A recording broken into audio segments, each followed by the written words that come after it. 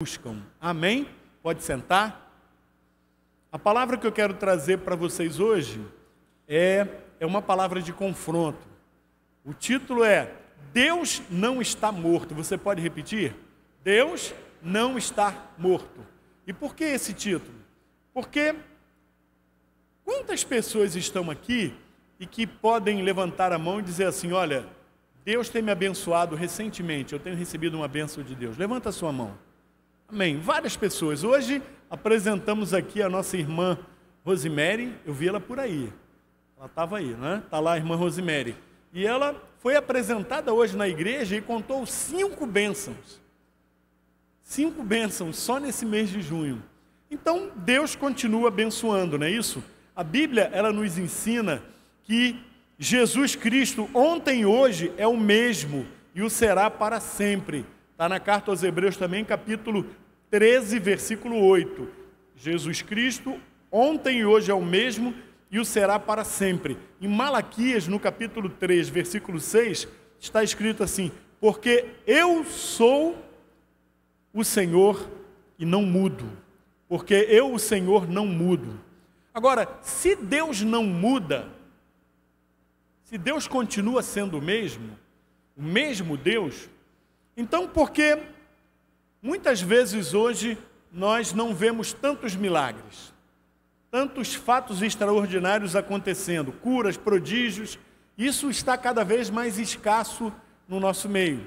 Muitas vezes o nosso culto é uma bênção, não é uma festa, todos se alegram, glorificam a Deus, mas volta e meia nós somos surpreendidos com um milagre.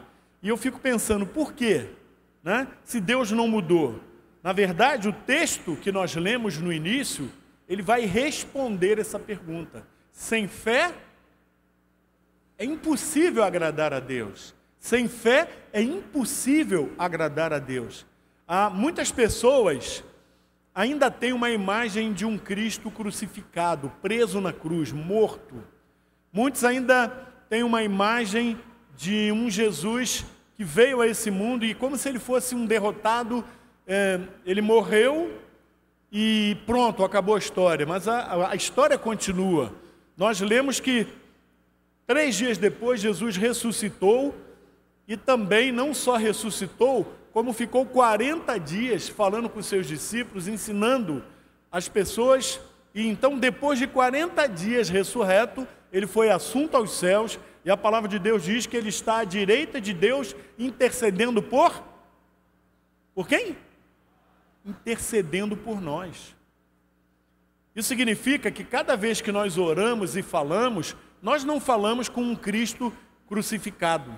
Não falamos com alguém que está num caixão, os seus restos mortais estão ali, e na verdade ele não ouve, ele não responde, ele não tem nenhuma reação com relação àquilo que nós oramos. Na verdade, quando nós oramos, falamos com Deus, as nossas orações são recolhidas e vão até a Jesus Cristo e Ele as apresenta ao Pai, Ele intercede por nós.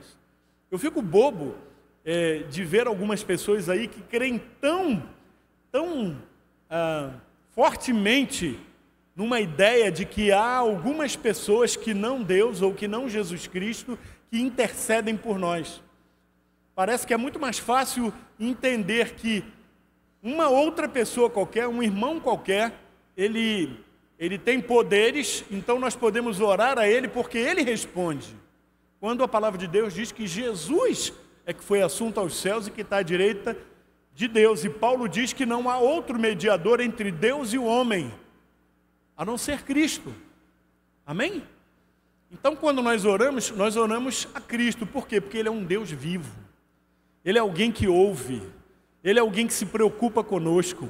Ele é alguém que entregou a sua vida por nós. Ele é alguém que não só se preocupa, que tem prazer em nos ouvir.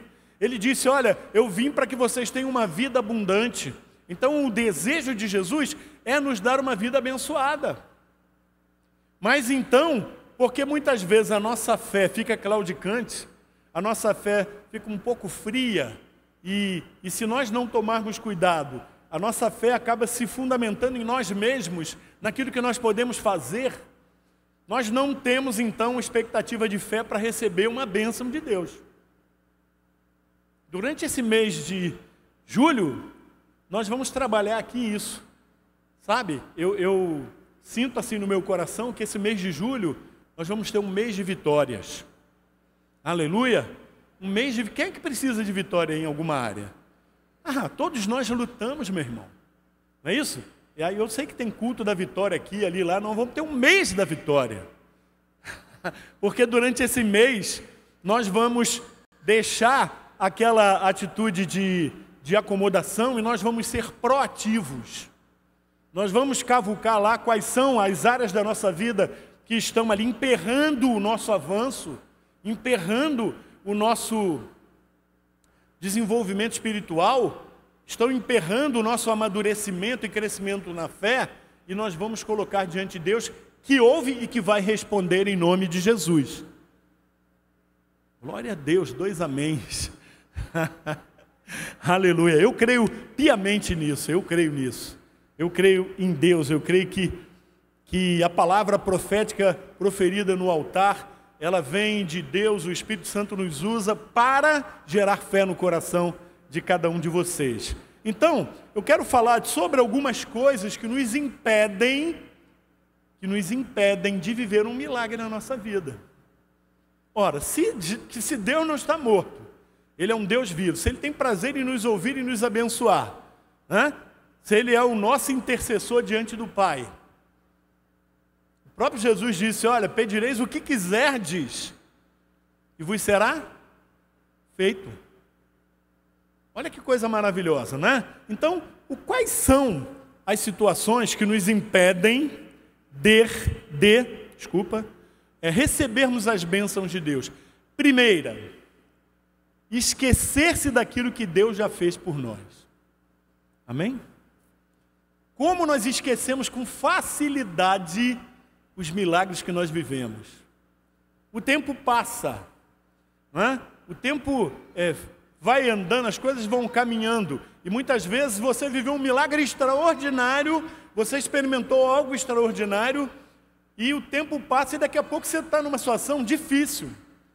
Eu não estou aqui dizendo que é uma coisa fácil, a pessoa está preocupada ou triste por alguma coisa banal. Não, às vezes é um assunto grave mesmo, e muitas vezes situações que nos fazem sofrer. Mas nessas horas nós temos que buscar forças naquilo que Deus já fez na nossa vida. Olha o que diz lá em Mateus, capítulo 16. Mateus, capítulo 16, a partir do versículo 5. Por favor, acompanhe comigo. Seria bom você ler, sabe por quê? Se você fica só olhando, sabe, daqui a pouco a pressão vai diminuindo. Então, quando você participa, você fica mais ativo. Diz assim a palavra de Deus, versículo 5. Ora, tendo os discípulos passado para o outro lado, e Jesus lhes disse, vede e acautelai-vos do fermento dos fariseus e dos saduceus. Eles, porém, discorriam entre si, dizendo, é porque não trouxemos pão. Percebendo-o Jesus, disse, por que discorreis entre vós, homens de pequena fé, sobre o não terdes pão? Não compreendeis ainda, nem vos lembrais dos 5 pães para 5.000 homens, e de quantos cestos tomastes?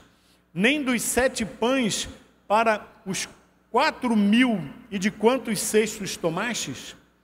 Como não compreendeis que não vos falei a respeito de pães? E sim, acautelai-vos do fermento dos fariseus e dos saduceus. Então entenderam que não lhes dissera que se acautelassem do fermento de pães, mas da doutrina dos fariseus e saduceus. Que coisa interessante, né? Esse pessoal que estava com Jesus aqui, estiveram na primeira multiplicação de pães e peixes. Depois eles estiveram na segunda multiplicação de pães e peixes. Agora, eles foram para outra margem do lago, não é? E esqueceram-se de comprar pães. E a preocupação deles era com o que eles iam comer. a preocupação deles é que eles não tinham comprado pão, eles não tinham provisionado esse alimento para poder levar, para que eles pudessem se alimentar. E Jesus então chama a atenção deles. Diz, olha, que fé é essa que vocês têm? Eu já fiz 2 vezes um milagre extraordinário. Uma vez eu alimentei 5.000 pessoas e outra vez alimentei 4.000 pessoas na frente de vocês com um pouquinho de pão e um pouquinho de peixe. Vocês acham que eu estou preocupado com isso? Eu acho que a gente pode pegar para a nossa vida essa palavra. Olha, por que você está tão preocupado? Por que você está tão com medo, paralisado? E Deus talvez possa falar para você, você se lembra naquela ocasião? Eu me lembro de várias. Quando eu estava pensando nesse texto aqui, eu falei, meu Deus, é muita coisa que Deus já fez. É muitas coisas que só Deus poderia fazer. Muitas vezes eu já tive umas encruzilhadas, sabe? Uma situação que tu olha para um lado e para o outro e não vê saída. E aí, meu irmão, do nada, Deus vem, põe a mão dele, abre uma porta, levanta alguém, dá vitória, sabe? Envergonha o nosso adversário. Então Deus é Deus. Nós esquecemos muito fácil daquilo que Ele já fez. E esse esquecimento nos leva a tirarmos os olhos de Jesus e colocarmos os olhos no problema. Então a gente fica remoendo aquele problema, remoendo, e parece que não vem a nossa lembrança que nós somos filhos de Deus, que nós cremos num Deus todo-poderoso, que quando nós oramos, nós envolvemos Ele na nossa causa, e a Bíblia diz que se Deus é por nós, peraí, Deus é por mim, meu irmão. O que eu estou aqui pleiteando é justo, é correto. Então eu vou colocar minha confiança em Deus, porque Ele vai me dar vitória. Amém? Lembrar daquilo que Deus já fez por nós estimula a nossa fé e nos faz crer que da mesma forma que Deus operou no passado, Ele continua operando hoje. Jesus não está morto, diga isso. Dá uma olhadinha para o lado e fala assim, meu irmão, Jesus não está morto. Amém? Quer ver uma outra coisa que nos impede de alcançar resposta de orações? Incredulidade. Incredulidade. Meu irmão, nós lemos aqui que sem fé é impossível agradar a Deus. Como que eu vou me apresentar diante de Deus com um problema se eu não creio em Deus? Se eu olho para o problema e dentro de mim eu penso assim, não, isso aí nem Deus resolve. Qual é o problema que Deus não resolve? Qual é a causa que Deus não pode trazer uma solução para nós? Qual é a causa?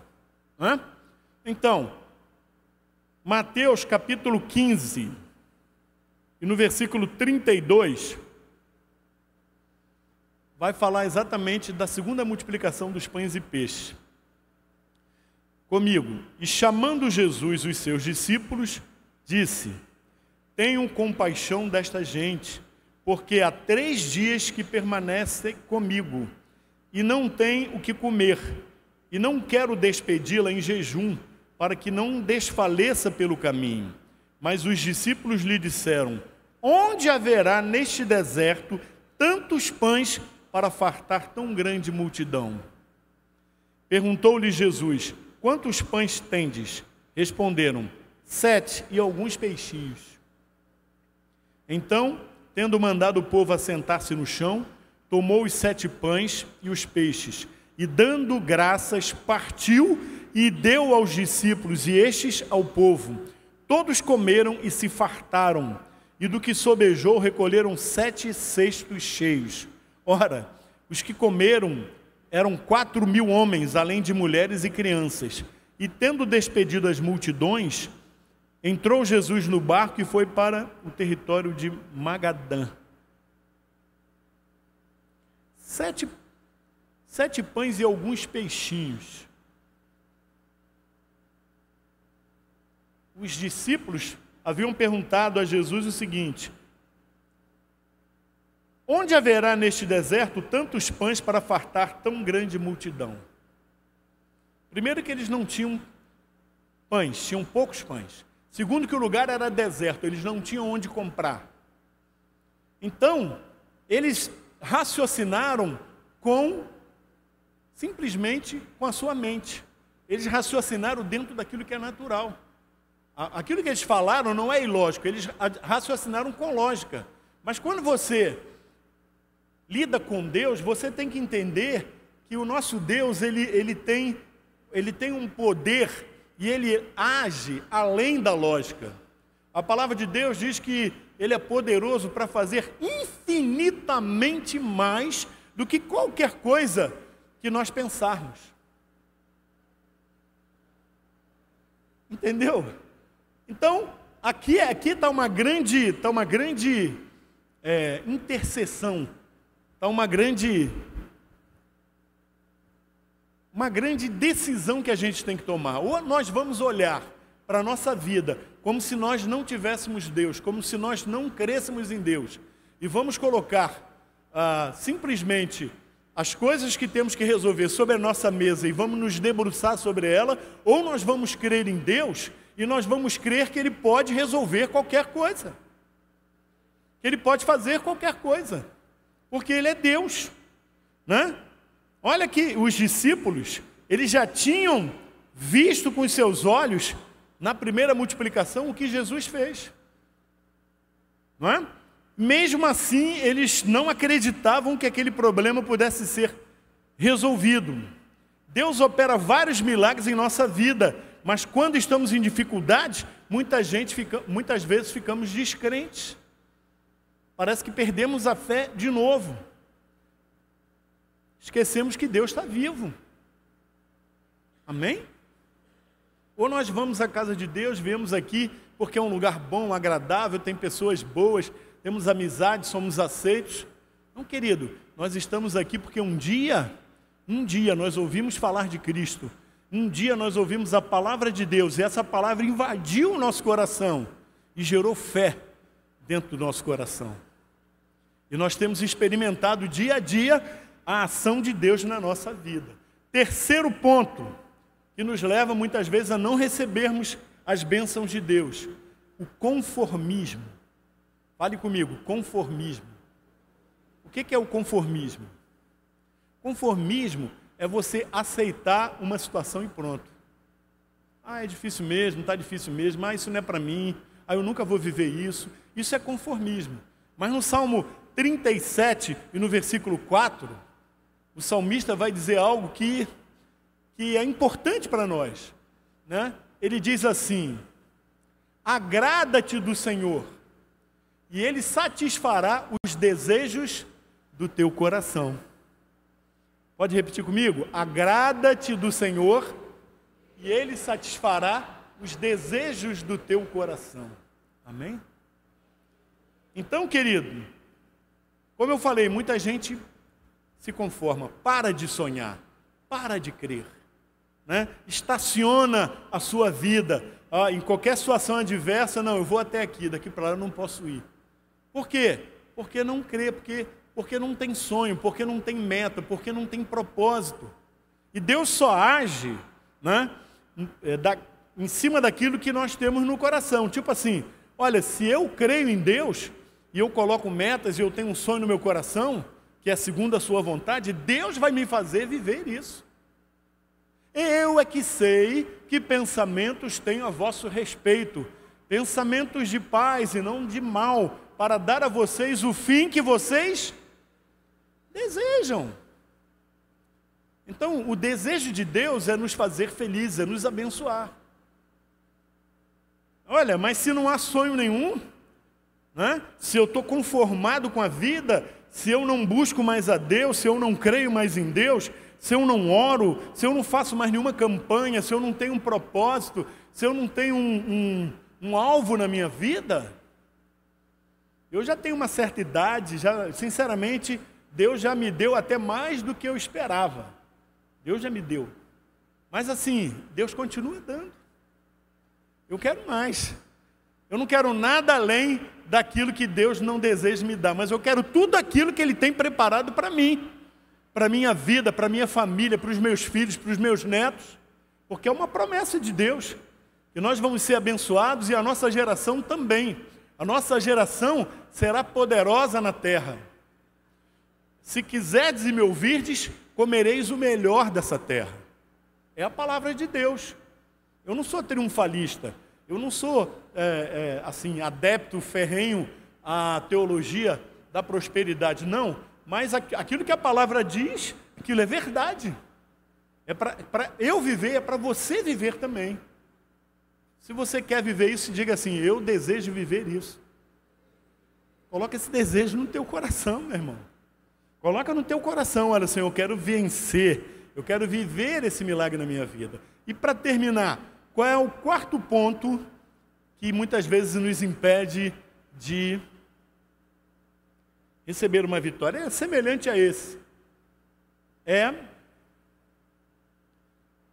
aquele estado em que você não quer sair da zona de conforto. O que é zona de conforto? Zona de conforto é aquele lugar que nós estamos acostumados. Zona de conforto é aquela área que nós já dominamos. Eu na minha vida profissional e também na ministerial, já passei muitas vezes por situações de desafio. Desafio. Sabe? E eu já vi muita gente deixar de prosperar e deixar de crescer profissionalmente com medo de assumir responsabilidade. Alguém já viu isso aí? Pessoas que têm medo de assumir responsabilidade. Olha, quem tem medo de assumir responsabilidade nunca vai crescer. Nunca vai crescer. Eu trabalhei uma certa vez com mais de 80 funcionários. E eu parava algumas vezes assim e ficava olhando. Eu preciso de alguém nessa área. Quem que eu posso promover? Camarada ia deixar uma posição de ajudante para assumir uma posição de profissional. Mas o sujeito não queria, meu irmão. Ele queria continuar como ajudante. Ele queria continuar como ajudante. Por quê? Como ajudante, a responsabilidade não era dele. Mas se ele aceitasse uma função de profissional, de mestre naquela função ali, ele ia ter que assumir a responsabilidade do que acontecesse ali. Aí não quer responsabilidade. Tem muita gente na zona de conforto. Eu me lembro que o meu filho às vezes vinha me consultar porque ele foi trabalhar na área de mercado de capitais e ele cresceu na empresa. Aí vinha uma empresa e chamava ele e oferecia a ele um salário maior para ele mudar de emprego. Aí ele vinha falar comigo: pai, olha, eu estou lá na empresa, aí tem uma outra empresa, eles estão me oferecendo mais. Mas eu estou assim meio e tal e tal.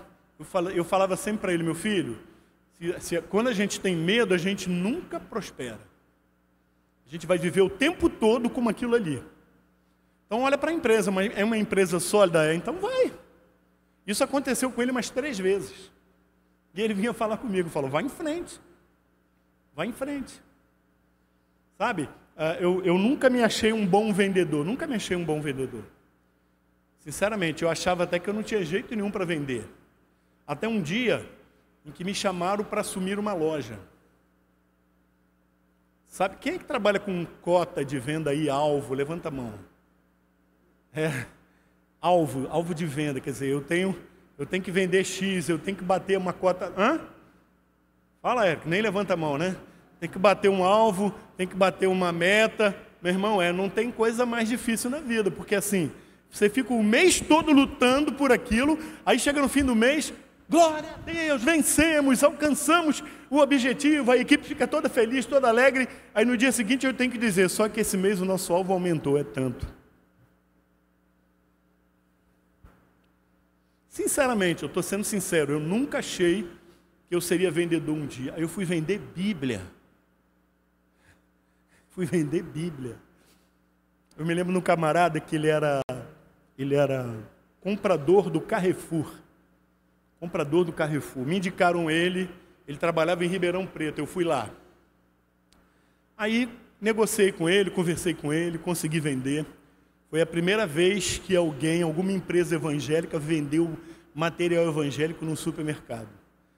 Aí ele comprou e tal. Aí eu tinha um primo, casado com a minha prima, que ele era vendedor do Ponto Frio. Aí ele sentava assim do meu lado e falava assim, cara, mas como é que é isso? Como é que você consegue vender Bíblia? Eu falei, ué, como é que você consegue vender televisão, geladeira? É a mesma coisa. Não, mas é difícil, vender livro é difícil, não mais Bíblia. Tem um segredo, sabe qual é o segredo? São dois segredos. O primeiro é a tua vida estar confiada em Cristo. A Bíblia diz no Salmo 1 que aquele que tem prazer na lei do Senhor, tudo que ele fizer, ele vai ser bem sucedido. Esse é o primeiro segredo. E o segundo segredo é não ter medo. Sair da zona de conforto. Peraí, eu estou aqui, estou dominando, já sei tudo, já conheço todo mundo, já conheço todos os métodos, eu já sei de tudo que acontece aqui. Agora eu vou para um lugar completamente diferente. Lá eu sou um estranho, ninguém me conhece, eu não conheço ninguém. Eu vou ter que aprender, eu vou ter que observar, eu vou ter que olhar as pessoas que estão do meu lado, eu vou ter que ver e descobrir o potencial de cada um.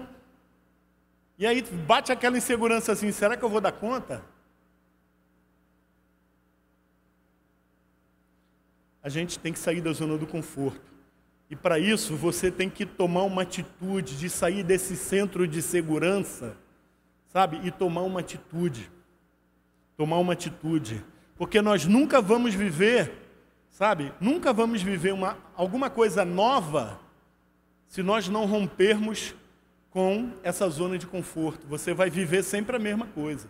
Você só avança e você só conquista se você abandonar certos riscos, correr certos riscos e avançar, principalmente se você tem uma segurança no coração, que Deus está no controle. Não é uma coisa da sua cabeça, é lógico, você vai orar, vai pedir uma direção de Deus. Vitórias só acontecem quando a gente sai da zona de conforto. Por exemplo, eu pedi para vocês levantarem as mãos aí, quem tem algo que precisa vencer e tal, e todo mundo quase levantou a mão. Agora eu vou perguntar outra coisa, quem está disposto a enfrentar esse problema de uma forma espiritual em oração? Porque se você ficar parado, se você não mudar, nada muda. Nada muda. Você precisa tomar essa atitude, né? Você precisa sair dessa área. O nosso Deus não é um Deus normal, de coisas simples. Ele é um Deus de coisas simples, mas Ele age no sobrenatural. O Deus que eu creio não é um Deus que faz as coisas que eu mesmo posso fazer. É um Deus que faz aquilo que ninguém pode fazer, só Ele.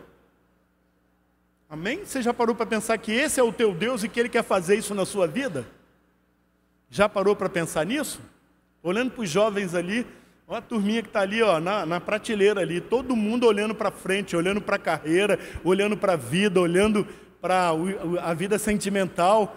O que vai ser daqui a pouco? A gente vai sair da zona de conforto da casa da mamãe e do papai e nós vamos para a nossa casa.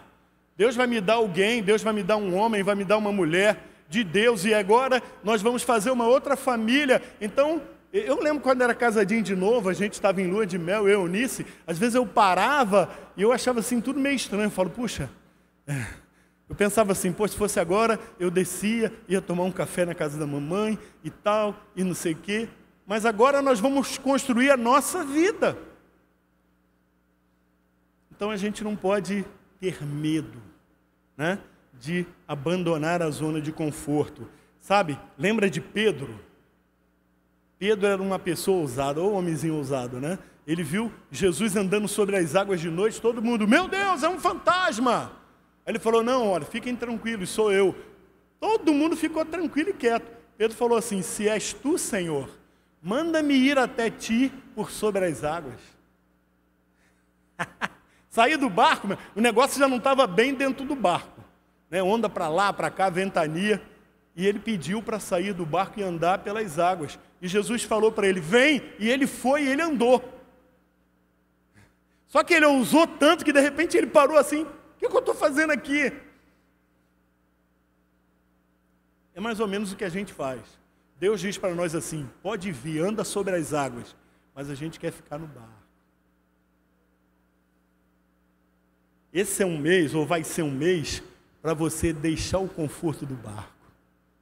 Para você acreditar na palavra daquele que disse para os seus discípulos assim, passem para outra margem que eu vou com vocês.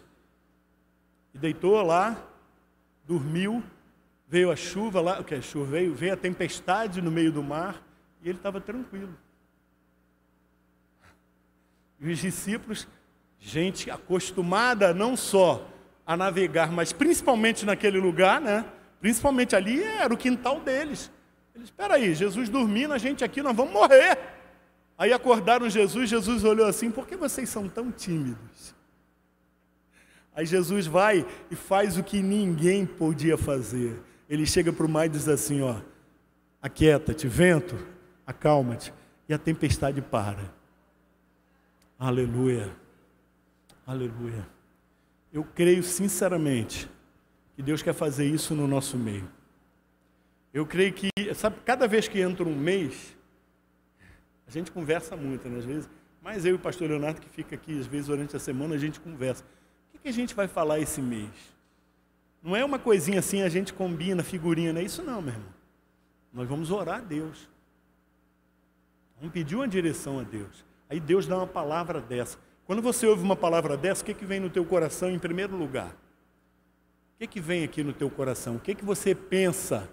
Né? Será que você ouve apenas como uma oratória? Ou você ouve, não, peraí, Deus está falando comigo e eu tomo posse dessa palavra. Eu creio. E aí, porque eu creio, eu vou fazer algo em cima disso. Então, nós aprendemos aqui hoje que Jesus, ele é o mesmo, ele não muda. Então, não precisamos ficar temendo as lutas, as adversidades, mas temos que lembrar que Deus já fez por nós e exercitar a nossa fé, não nos conformarmos com as situações adversas e sairmos da zona de conforto, porque o nosso Deus não está morto. Ele não é um Deus mudo. Ele não é um deusinho qualquer fraquinho que não pode resolver nada, que depende do que você pedir. Não, se passar disso eu não posso. Ele pode tudo.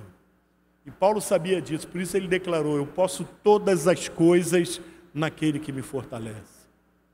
Eu posso até passar lutas, eu posso ter momentos de choro, eu posso ter momentos de angústia, mas eu posso todas as coisas no meu Deus. Você crê que pode todas as coisas no teu Deus? Aleluia! Então nós vamos fazer um negócio muito legal aqui. Ficar de pé. Eu quero pedir pastor Robério de um lado, pastor Leonardo do outro. Isso aqui, ó, vidrinho de óleo da unção. Né? Quero chamar aqui as esposas de pastores, a irmã Bárbara, a irmã Raquel, a irmã Eunice. Por favor, venham aqui à frente. Eu quero chamar também, aqui a irmã Luísa, vem para cá, Luísa, vem para cá. Eu não estou vendo aqui a Magda, acho que ela não veio, né? Não veio. Deixa eu ver aqui. Não veio não. Amém. Nós queremos orar. Shirley, vem para cá. Queremos orar. Queremos orar. Queremos colocar diante de Deus as nossas necessidades. É assim que a gente vai vencer. É desse jeito que a gente vai vencer. Amém? Está vendo aqui? Tem esse grupo de pessoas aqui que vão orar. Jorge, tem alguém para te substituir aí, meu irmão? Se tem, vem para cá. Messias, não, vem tu também. Tem que arrumar um outro. Vem para cá, Messias. Feche os teus olhos em nome de Jesus. Feche os teus olhos aí, Pai, em nome de Jesus. Tu és o nosso Deus e Senhor, e o Senhor nos disse através da sua palavra que não nos deixaria órfãos, que enviaria o teu Espírito Santo, e o teu Espírito Santo foi enviado. E eu creio que o teu Espírito Santo falou aqui essa noite. Eu creio que ele falou antes dessa noite, quando falou o meu coração, quando tocou no meu coração, quando me inspirou essa palavra. E agora a tua palavra foi semeada nos corações que estão aqui essa noite. E eu quero te pedir em nome de Jesus, que essa semente frutifique, que essa semente prospere, que essa semente cresça, aleluia, que ela produza frutos, que nenhum coração aqui venha perder a semente que foi plantada nessa noite, e a tua palavra, ela possa gerar no coração dos teus filhos fé, uma fé forte, inabalável, uma confiança, uma certeza de que tu és Deus, tu és Senhor. E quando nós confiamos em ti, Senhor, nós podemos dar passos mesmo sem ver, mesmo ainda sem olhar, sem perceber algo, mas crendo que o Senhor é poderoso e que o Senhor está agindo. E eu creio que o Senhor vai agir durante esse mês. Eu creio que o Senhor vai agir durante esse mês. Eu creio que nós vamos resolver problemas esse mês. Eu creio que pessoas vão ser libertas. Eu creio que lares vão ser restaurados. Eu creio que jovens vão ser transformados. Eu creio que pessoas que estão vivendo uma indecisão, elas vão tomar sobre si uma palavra, um poder vindo de Ti, que vai levantá-las e vai fazê-las, Senhor, andar no sobrenatural, crer no sobrenatural. E se há pessoas, Senhor, ainda com o coração fechado, esses corações vão se abrir. Aleluia. Se há pessoas sendo perseguidas, maltratadas, Senhor, essas pessoas vão ganhar, vão ter vitória. Aleluia. Eu já vivi isso muitas vezes, perseguição, e o Senhor lutou, pelejou por mim e me deu vitória. O Senhor vai fazer assim por cada um deles. Eu quero declarar aqui lares abundantes, lares prósperos, lares sólidos. Aleluia. Senhor, relacionamentos abalados que vão ser renovados, reestruturados, fortalecidos para a glória do Teu nome, porque Tu és Deus. Aleluia, porque o nosso Deus não morreu, o nosso Deus vive eternamente. Ele está aqui no nosso meio. Eis que estou convosco todos os dias, até a consumação do século. O Senhor está entre nós, e o Senhor vai abençoar a tua vida. Aleluia, em nome de Jesus, em nome de Jesus. Toca cada pessoa noite, Pai, e abençoa os teus filhos, em nome de Jesus, em nome de Jesus. Você pode dizer amém? Pode dizer amém? Olha,